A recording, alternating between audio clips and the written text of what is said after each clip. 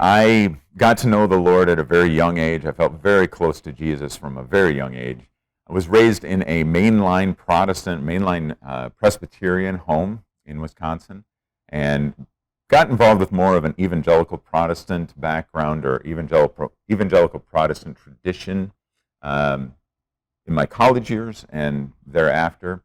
Went away for further theological education.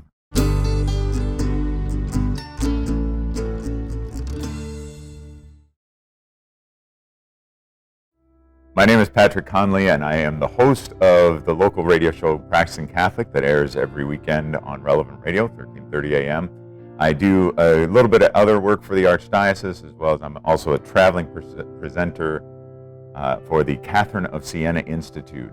My wife and I moved to England for 3 years, where I studied at an Anglican or Episcopal seminary in Church of England Seminary in England. And it was there that I first started wrestling with the claims of Catholicism, and some buddies of mine and I would meet every week in the pub and we'd talk about Catholicism. We got together and we started talking about history and tradition, liturgy and sacrament. And so therefore it didn't take long at all before we started thinking about, well, what about those Catholics? You know, they say that they're the church that Jesus founded, the one true church. What about Catholics? You know, honestly, pretty dismissive from the beginning.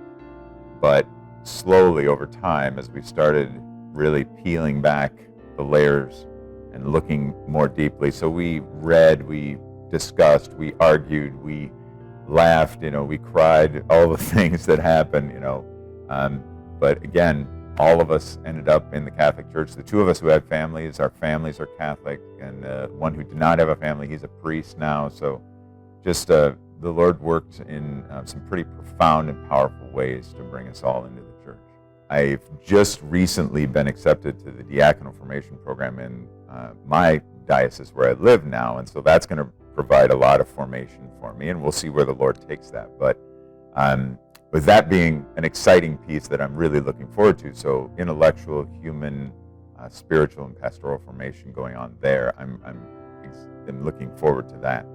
But I do think that ongoing formation it's an integral, necessary part of what it means to be a Catholic. Is we need to be living it. And one of the things that my wife and I have been discovering, I think, a lot over the course of the last few years, as we've continued to try to make this a part of our daily life, is praying the Liturgy of the Hours together. That's been something that's been really important in doing what I was talking about before, in having those psalms and those prayers and those readings, as you encounter them again and again and again. It's not something that can be done overnight, but you notice that it starts to take root in your life, and it starts to then blossom and flourish upwards.